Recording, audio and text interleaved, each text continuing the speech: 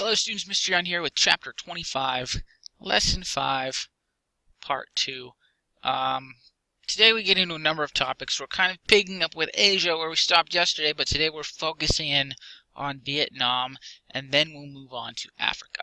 Now we could probably talk for weeks or do whole courses on the Vietnam War, but we're just going to get the very intro today. But that's important because a lot of the guys that fought in Vietnam are still around today. They might be your grandparents, a lot of older folks, but they're getting pretty old, so they won't be around for long. If you ever get a chance, talk to a non-vet about Vietnam. Maybe they'll tell you something educational. Keep in mind, they might not all want to talk about it, though. Let's see what it was all about on the very next page. So, we begin by backtracking to World War II.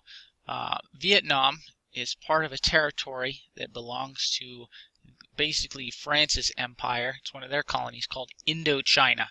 But as we remember, France gets knocked out of World War II pretty quickly, and so they're unable to defend Indochina from the expansion of the Japanese empire. Within what would become Vietnam, there was a communist leader named Ho Chi Minh who created his own guerrilla fighting force called the Viet Minh to drive out the Japanese. So World War II ends, Japan loses along with the rest of the Axis powers, and France wants Indochina back.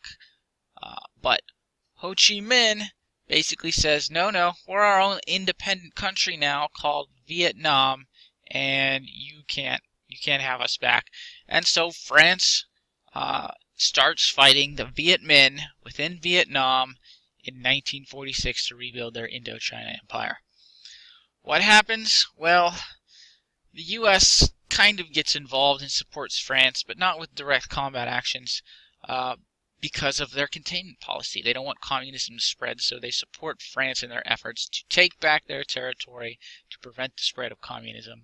However, France is unsuccessful. In 1954, you have what's called the Geneva Accords, and all of Indochina is basically broken up into multiple countries. You have Vietnam split at the 17th parallel. You have the communist North Vietnam and a U.S.-backed democracy in South Vietnam. And then you also have the formation of two new countries, Laos and Cambodia. So this is what happens. In accordance, a provision of the Geneva Accords is that in the year 1956, there would be an election for North and South Vietnam, and they would unite under whoever won the election. Now, for various complicated reasons, a lot of it people thinking that the communists would win the election.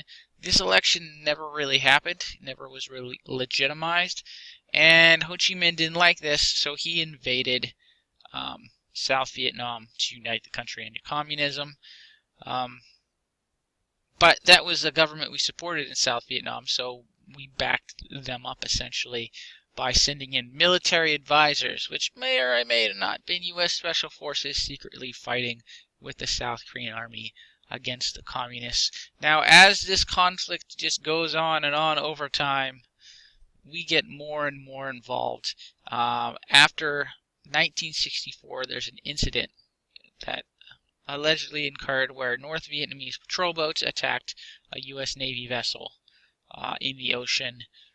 Some people say it happened. Most people accept that it didn't happen, but something happened, but just not that. But that event was used basically for a reason for Congress to pass the Gulf of Tonkin resolution. The Gulf of Tonkin is where it happened, allegedly. Giving the president, who at the time was Lyndon Johnson, basically a wide range of powers in which to defend U.S. vessels and military in that region, and it basically opened up Pandora's box of military actions that the U.S. could take in the Vietnam conflict. And so ships were sent over. We started bombing North Vietnam, and I believe it was like 2 divisions of Marines are sent over. A lot of Marines and ground troops start fighting in Vietnam. By 1973, which is kind of a long time from 64, 9 years later, you now have President Nixon withdrawing U.S. forces because the whole place is just not working. You can't defeat, they couldn't defeat the communists. They were hiding among the populace. They'd run into the jungles. They'd get resupplied. It was a very brutal jungle warfare. and we just weren't winning. And support at home for the war, as time went on, basically became less and less, and you have the Vietnam protesters and all that jazz. It's the very watered down version of events. So we're out of there by 1973. The last U.S. forces are withdrawn. By 1975, North Korea and the communists have taken over. Sorry, not North Korea. North Vietnam and the communists have taken over all of Vietnam, and it just becomes a communist country. The U.S. had paid a heavy price for pretty much no gain. The containment didn't work. 58,000 Americans lost their lives, and many more were wounded, and are still dealing with the struggles of having been a part of that war to today. There's this good video about the Cold War in Asia. Like, the first half is the Korean War, which we already talked about. Second half is Vietnam. It goes in a little more detail if you're interested. Moving on to Africa.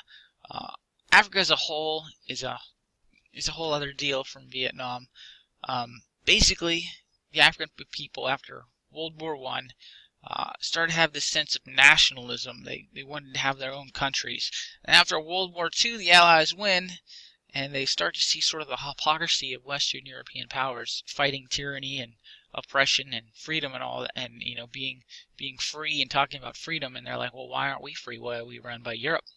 And so you start to have, after World War II, many nations of Africa basically gain their independence by one means or another. The first African nations to become free were in North Africa.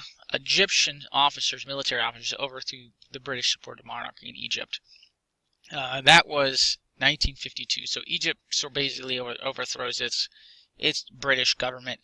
Nearby in Libya, they won their independence in 1951. France gave Morocco and Tunisia their independence in 1956. The French actually wanted to hold on to Algeria because there were a lot of French folk living there, but then you ended up having a bloody Algerian civil war, and they basically became their own independent country in 1962. Most of the rest of the Africa had their own nationalist movements and gained their independence throughout the 50s and 60s. There was a movement to unite all of Black Africa called Pan-Africanism. 32 African nations formed the Organization of African Unity in 1963. It was Africa's first sort of step in becoming a whole people. This organization later became the African Union, so the whole country, different countries are starting to unite. Now, things went a little differently in South Africa because they were kind of technically already free, except it was a sort of a white minority European population running the whole country, even though the vast majority of the country were, Africans. They installed a government that was a system called apartheid, where you had a very small white population running the whole country, and the natives, the Africans, didn't have many rights, and they couldn't vote, and everything was segregated, and the world, there were a lot of countries that refused to trade or interact with South Africa as a result of this apartheid system that they had. In the 60s, the African population really started to protest the whole system, and then you had guys like Nelson Mandela, who was arrested, but they would start the movement that would lead to the breaking of the apartheid system about 30 years later. So that's South Africa in a nutshell, Africa in a nutshell, the Vietnam War in a nutshell, and that is the end of the chapter, a massive chapter. Quickly, you have a very short quiz. It's only 5 points, 3 questions today. If you have any questions, let me know. Otherwise, we're going to take a day to get ready for this test and knock it out and see where we go from there. All right, hey, let me know if you have any questions. Have a good one.